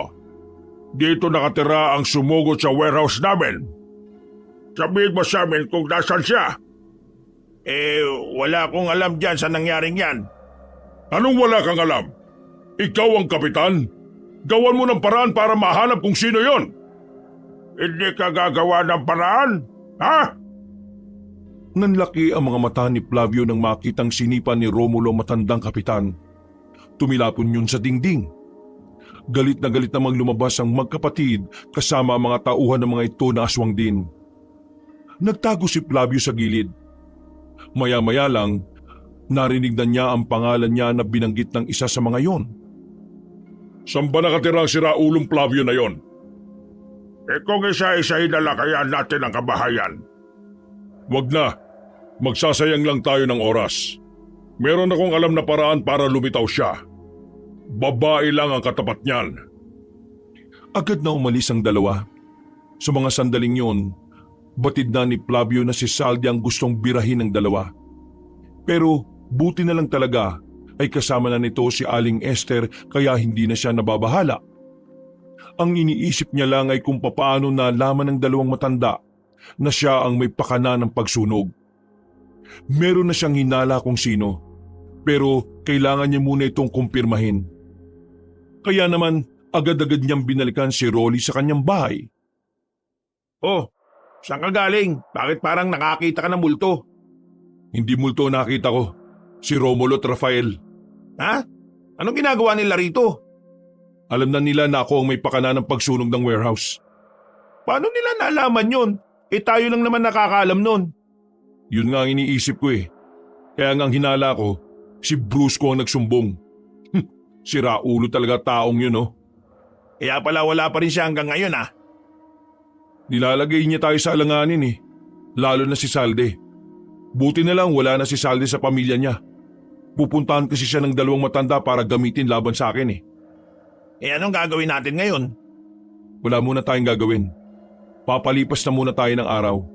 Pero itutuloy natin ang plano natin na iisa-isay natin ang mga anak nila. Tumangutango na lamang si Rolly. Noong mga sandaling yon, nanatili lamang sila sa loob ng bahay. Hindi sila lumabas. Kahit na anong mangyari ay nagkunwari silang walang tao sa loob. Maraming araw pa ang lumipas. Nanatiling ligtas ang dalawang binata. Nasa maayos din naman na kalagayan ng babaeng si Salde kasama si Aling Esther. Nung gabing yon, handang-handa na ang magkaibigang Flavio at Rolly sa gagawin nila. Hindi na nila hinanap pa si Brusco. Itinuon na lamang nila ang atensyon sa plano na dapat ay magawa nila ng maayos. Dahil sa puntong ito, papasok sila sa lungga ng mga aswang. Nagtungo sila sa dating bahay ng mga Reyes. Malaki ang mansyon, kaya alam ni Flavio na hindi magiging madali ang gagawin nila. Wala ang dalawang matanda ngayon sa mansyon.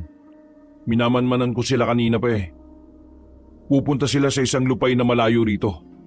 Kaya malaya tayo makakapasok sa loob. Mga anak lang nila ang nandyan. Kasing edad lang din natin. Hindi kaya meron din sila mga tauhan sa mansyon? Hindi naglalagay ng bantay ang mga aswang sa bahay nila. Isinasama nila yun sa pagalis. Kaya tingnan mo, wala kang makikitang nasa labas. Pero kailangan pa rin nating maging maingat dahil mabibilis din ang mga anak nila. Nakahanda naman ako pre, kaya walang problema sa akin. Nang makakuha na sila ng tamang pagkakataon, lumabas na rin sila ng kanilang pinagtataguan. Agad-agad silang nakalapit sa mansyon. Pagsilip nila sa loob, wala silang nakitang aswang. Pero nararamdaman ni Flavio na naroon yun sa mansyon. Pasimple silang lumapit hanggang sa makarating na sila sa tapat ng bintana.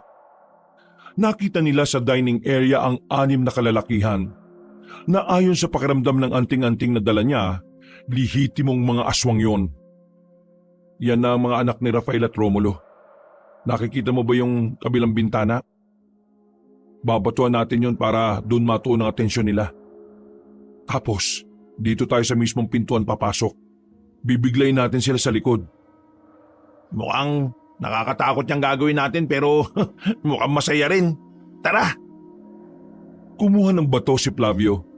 Binato niya ang kabilang salamin. Nang mabasag yon, agad na napatingin doon ang mga aswang sa loob.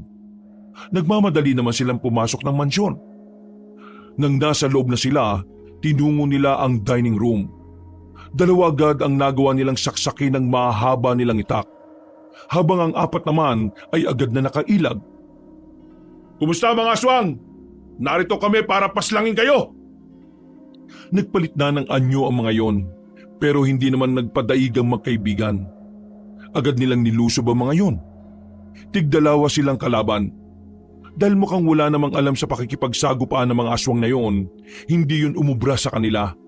Pinagpapapaslang lang nila ng walang kahirap-hirap ang mga aswang na yon. Wala pang 5 minuto, nakabulagta na ang mga lalaki sa sahig. Tara, kailangan na nating umalis dito. Baka maabutan pa nila tayo. Gagi, nasa labas na nga sila eh. Papasok na sila. Natatarantang humanap ng malalabasan ng dalawa. Nakita nila ang pinto sa likuran. Dinerecho nila yon. Nagtago na muna sila roon at saka kumuha ng tiyempo. Pagpasok ni Romulo at ni Rafael, inabutan nilang nakabulagta ang mga anak nila. Galit na galit ang mga yon. Nagsisisigaw. Nag-iba na rin ang boses. Sino ang gumawa nito sa kanila? Sino? Hindi maaari. Ang mga anak ko, hindi pwede to. Kumalat kayo. Hanapin niyo si Flavio at ang lahat ng taong may koneksyon sa kanya. Papaslangin ko silang lahat. Pagbabayarin ko sila sa ginawa nila sa aming mga anak. Maririnig ang iyakan ng mga yon.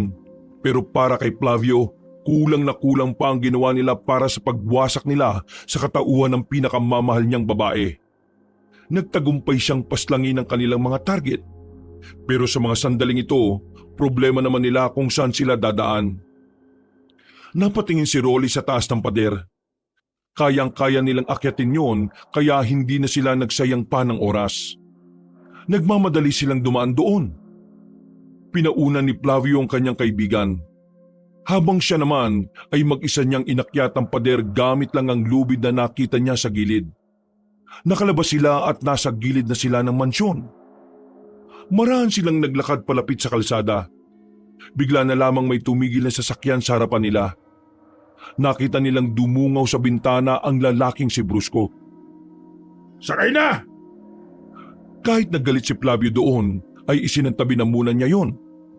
Dahil sa mga sandaling yon ay mas kailangan nilang makatakas. Agad-agad na silang sumakay. Pinaharurot ni Brusco ang sasakyan. Agad naman silang nakalis doon at nakahinga na rin ng maluwag ang 2 binata. Nang makalayo na sila, pinatigil ni Flavio ang sasakyan. Lumabas siya at pinilit na pinababa ang binatang si Brusco. Lumabas ka dyan! Magpapaliwanag ako! Hindi na naituloy ni Brusco ang sasabihin niya nang bigla siyang suntukin ni Flavio. Agad na natumba ang lalaki. Hindi pa nakontento si Flavio. Sinuntok niya yon hanggang sa dumugo na ang bibig nito. Napakawalang yamong tao! Paano mo kaming nagawang ilaglag sa mga aswang na yon? Alam mo bang pwedeng malagay sa alanganin ng buhay ni Salde dahil sa ginawa mo? Bakit kasi ayaw mo na munang pakinggan ang dahilan ko para maintindihan mo kung bakit ko ginawa yon? Pre, pakinggan na muna natin siya. Bumuntong hininga si Flavio at sinubukan nitong kumalma. Tumayo ng maayos si Brusco matapos punasan ng kanyang labi. Wala akong pagpipilian. Pinunta nila ako sa bahay at tinakot nila akong papatayin ng pamilya ko. Kaya napilitan na lang akong ituro ka. Alam kong ganun din naman ang gagawin mo kapag sa'yo nangyari yun, di ba? Mas pipiliin mo ang pamilya mo kaysa sa taong hindi naman nakikinig sa'yo. Hindi nakapagsalita si Flavio. Aminado naman siya sa sarili niya na may punto si Brusco. Kaya nga gumawa ako ng paraan para makabawi ako sa inyo eh. Buti na lang, natunugan kong dito na ang punta ninyo. Oh, yun naman pala eh. Sorry kung inilaglag kita. Wala lang talaga akong choice eh. Ikaw, kaya mong depensa ng sarili mo sakaling hanapin kanila. Eh yung pamilya ko, hindi. Hindi nga nila alam na aswang ang mga pumunta sa bahay namin eh. Oo na, sige na. Pasensya ka na rin. Kaya ka galit agad sa akin kasi una pa lang wala ka ng tiwala. Pero hindi naman kita masisisi. Pero ako, ginagawa ko makakaya ko para makatulong. Para kay Salde. O ngayon malinaw na lahat. Ano nang susunod nating akbang dito? Siguradong nanggagalitin na mga aswang na yun kasi napas lang natin yung anak nila. Kailangan na muna natin magpalamig ulit. Kagaya ng una nating ginawa. Pero sa puntong ito, dapat magkakasama na tayo. Magpalipas na muna tayo ng oras dito. Bukas ng umaga, babalik tayo sa baryo.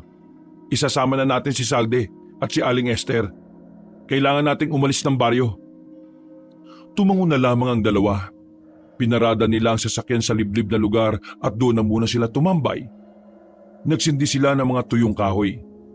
Kahit papano, naging kalmado na ang kanilang kalooban. Tahimik lang silang pinapanood ng apoy. Naglalaro pa rin sa isipan ni Flavio ang nakita nilang reaksyon ni Rafael at Romulo. Batid nilang magiging madugo ang paghaharap nila dahil sa galit na naghahari sa kalooban ng dalawang matanda. Makalipas ang ilang sandali, nauna nang nakatulog si Brusco sa loob ng sasakyan. Nanatili naman ang magkaibigang Flavio at Rolly.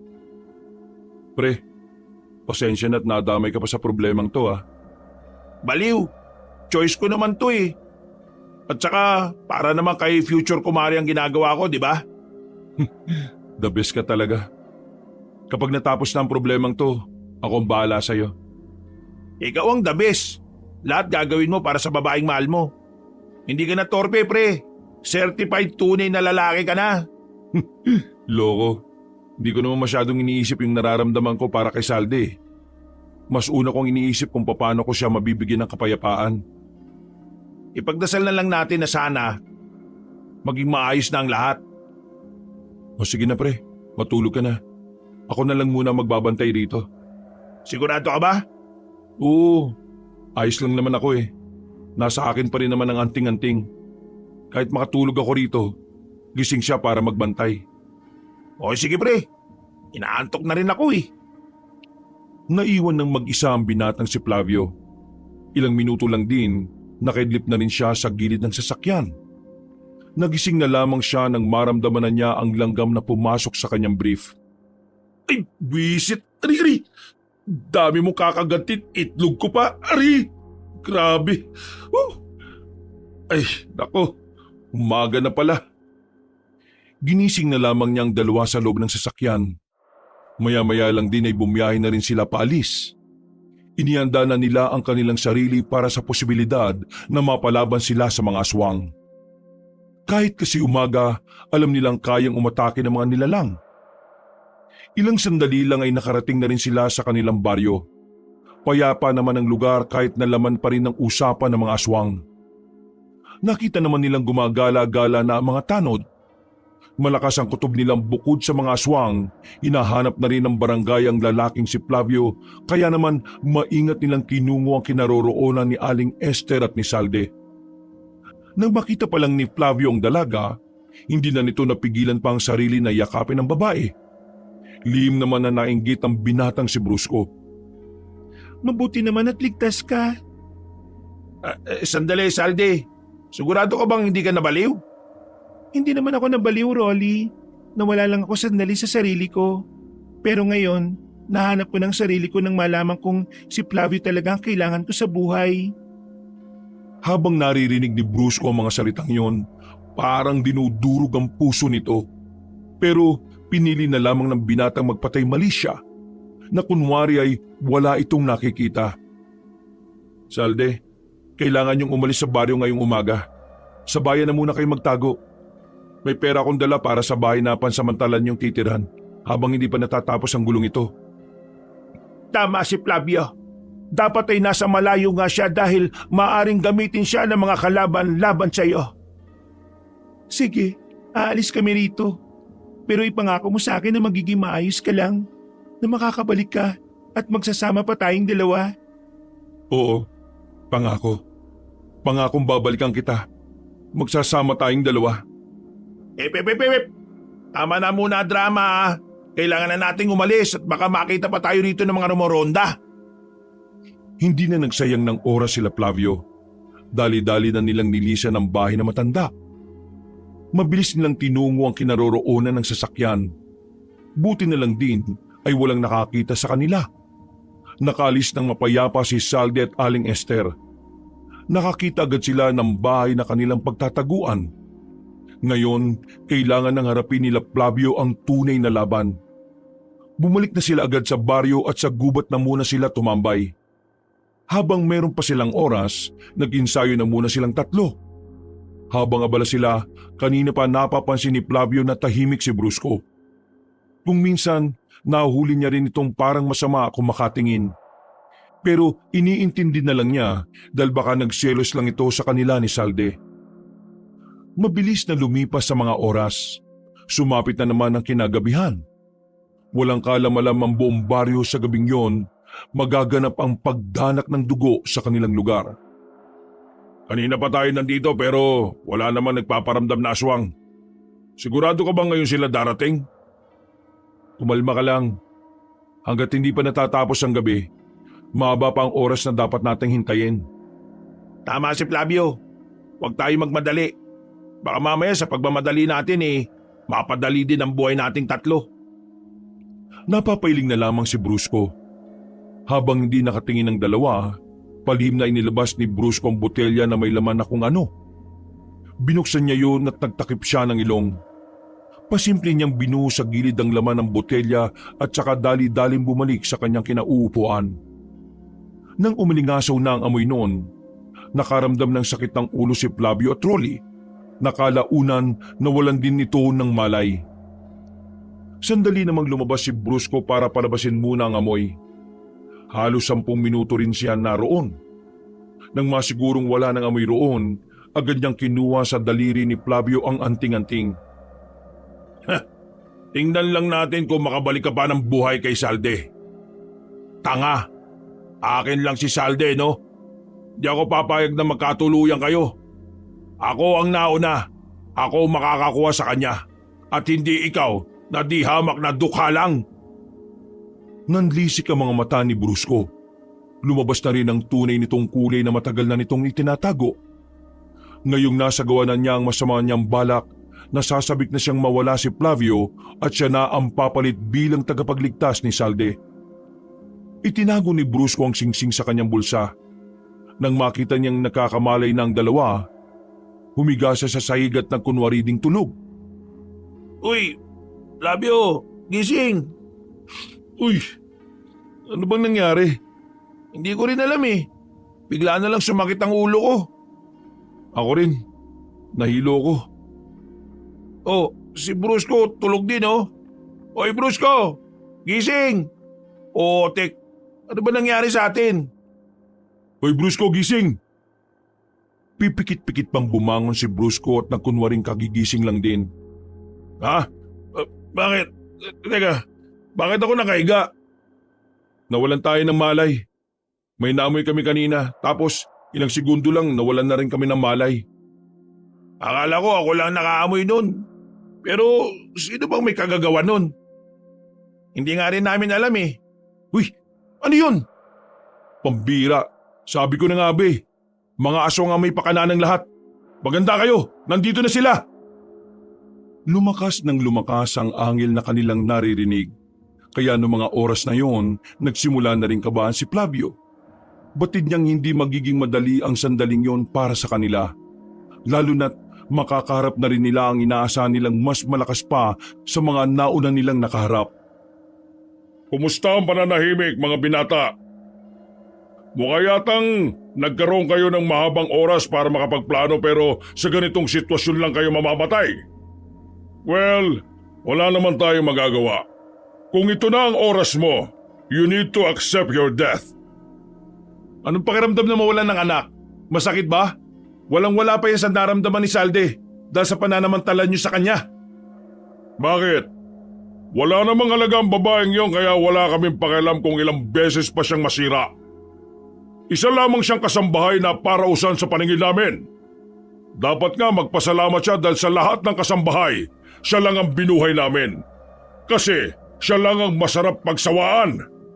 Manahimik ka na, tanda! Kahit anong sabihin mo, hindi mo na mababalik ang mga anak mo. Gusto mo bang ikwento ko pa sa'yo kung paano namin sila pinaslang ng walang kahirap-hirap?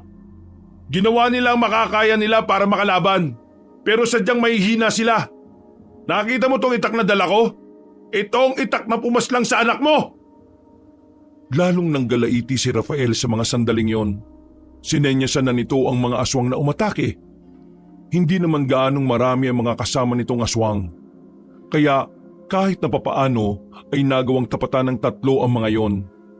Kahit na matandang si Rafael ay nabigla rin sa kahusayang pinakita ng 3. Nasugatan man sila Flavio, pero nagawa naman nilang lagasin ang lahat ng mga kasama ni Rafael. Dahilan para mas lalong tumaas ang moral ng tatlong binata. Kung nagsama ka ng tauhan, sinama mo na dapat ang malalakas. Masyado kang naging kampante. Teka, nasaan ang mas matanda mong kapatid? Huwag mong hanapin ang wala. Nandito ako napapatay sa'yo. Hindi na nakatiis pa ang matandang si Rafael. Agad-agad na itong nagpalit ng anyo. Sa puntong yon, nakita na nila ang kakaibang itsura ng aswang na wakwak. Dumami ang pangil nito na halos lumabas na sa bibig nito. Naglakihan din ang mga muscle nito sa katawan. Mukha niya itong hindi matanda. Gumapang na mabilis si Rafael patungo sa kanila. Sa mga sandaling yon, tansyado na agad ni Flavio na hindi ganun kalakas ang kalaban nila ngayon. Pero kailangan pa rin nilang mag-ingat dahil mabilis pa rin ito. Ilag! Kanya-kanyang iwas ang tatlo. Pero agad na bumalik si Rafael para umatake sa kanila. At sa puntong yon, sinalag ni Flavio ang dapat sanang kalmot kay Rolly. Agad na tinulak ni Flavio ang binata at saka pumorma. Hinataw niya ng malakas na itak si Rafael. Tinamaan niya agad yun. Akala ni Rafael ay doon na matatapos ang lahat. Pero si Rolly naman ang kumilos. Tumakbo si Rolly at saka tinaga naman ang bandang hita na matanda. Dahil dito, nagkaroon ng pagkakataon si Flavio na bumuelo. Mabilis siyang tumakbo at tumalon. Paghataw niya ng itak, tinamaan na niya sa balikat si Rafael. Umatras sa matandang aswang. Hingal na ito at kitang-kitang nararamdaman nito ang sakit ng mga sugat. Hindi ko alam na ganito ka pala kahina. Nasaan si Romulo? Siya na ang susunod namin dahil mawawala ka na ngayon. Tumakbo ng mabilis si Flavio. Nang itatarak na niya ang itak sa ulo ng matandang lalaki nang biglang dumating si Romulo. Nahawakan nito ang hawak-hawak na itak ni Flavio. Mabilis namang dumistansya si Flavio. Sinasabi ko na nga ba't dadating ka eh. Kahit na kailan, wala ka talagang utak. Alam mong hindi ka naman malakas. Iniwan mo pa talaga ako para masolo mga sinaulong tao na ito? Tignan mo ang nangyari sa'yo. Para kang sisiw na malapit ng mamatay. Hindi ako mamamatay. Babawian ko sila. Ipagiganti ko ang mga anak ko. Hindi mo na kayang lumaban kaya magpahinga ka na. Kuya, wag! Nagulat si Flavio nang makitang sinaksak na ni Romulo ang kapatid nitong si Rafael gamit lang ang mahaba nitong kuko. Sarili mong kapatid, pinatay mo? Anong klaseng kapatid ka? Huwag kang magsalita na parang nagmamalasakit ka pa sa kanya. Ganyan ba talaga katanga ang mga tao? Naawa sa kalaban na gusto rin naman nilang patayin. Ha! Nakakatawa. Hindi na ako magtataka kung madali kayong maloko ng kapwa ninyo. Ngumisi si Romulo tumingin kay Brusco na kanina pa walang ginagawa. Nanonood lang yun mula ng kalabanin nila si Rafael. Ibigay mo sa akin kung ano man ang napag-usapan natin. Naglakad si Brusco palapit kay Romulo. Dinukot nito ang singsing sa bulsa at inabot yon kay Romulo. Saka lamang nakita ni Flavio na wala na pala ang anting-anting sa daliri niya. Pasensya ka na, Flavio. Pero kailangan mo nang mawala. Sagabal ka sa amin ni Salde. Hanggat buhay ka. Hinding-hindi niya ako mamahalin. Sinasabi ko na nga ba eh. Ikaw ang may kagagawan kanina kung bakit kami hinimatay. Oo, ako nga. At simula pa lang nung una, matagal ko nang binabalak na ipahama ka para masolo ko si Salde. Mabuti na lang madaling kausap itong mga aswang na to. Kaya ngayon, magpaalam ka na sa mundo. Isama mo sa hukay ang tropa mong yan. Walang anting-anting sa iyo, boy. Mauna ka na sa impyerno. Alam mo ba kung bakit walang babaeng gusto kang mahalin? Kasi bulok yung ugali mo. Kahit na ano bang sabihin nyo, mamamatay na kayo ngayong gabi. Dali-daling gumilit si Brusco. Umupo ito sa nakatumbang katawan ng puno. Maya-maya pa, nakita nilang dinurog ni Romulo ang singsing gamit lang ang kamay nito. Hindi nagtagal, nagpalit na rin ng anyo ang matanda. Umatake na ito sa kanila. Dahil walang suot na anting-anting si Flavio, mano-mano nilang tatapatan si Romulo. Ang kaso nga lang, Sobrang laki talaga ng diferensya sa kanila ng kanilang kalaban. Unang atake pa lang sa kanila, nabugbog na kagad sila. Pero mas malala ang sinapit ni Flavio. Halos magsarado na ang kaliwang mata nito. Hindi na rin ito maigalaw ang kaliwang braso dahil sa ilang beses siyang nabalibag ni Romulo. Ganun pa man, pinipilit pa rin niyang makabangon. Hawak-hawak pa rin niya ang itak na nagsisilbi niyang sandata. Kahit na hindi naman na yun umuubra. Tiningnan ni Flavio si Rolly. Sinenyasan niya yun na wag na munang tumayo para hindi na madagdagan ang bugbog nito sa katawan. Muling tumindig si Flavio. Inisip niya na lang ang dalagang si Salde. Parang nagkaroon ulit siya ng kaunting lakas. Bakit? Hindi mo ko kayang talunin kaagad? Hanggang dyan lang ba talaga ang kaya mo? Ikaw na talaga ang pinakamalakas? Sinong nagsabi na tatapusin kita kagad? Mahihirapan muna kita. Dahan-dahan kong ipaparamdam sa iyo ang paghihirap. Uunti-untiin kita hanggang sa mapagtanto mo na isang malaking pagkakamali na pinaslang mo ang mga anak ko.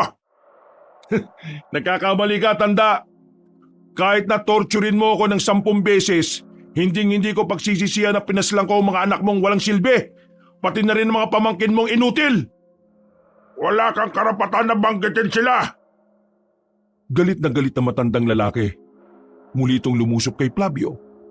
Makailang ulit nitong pinagsusuntok ang binata sa muka, sa katawan at kung saan-saan pa.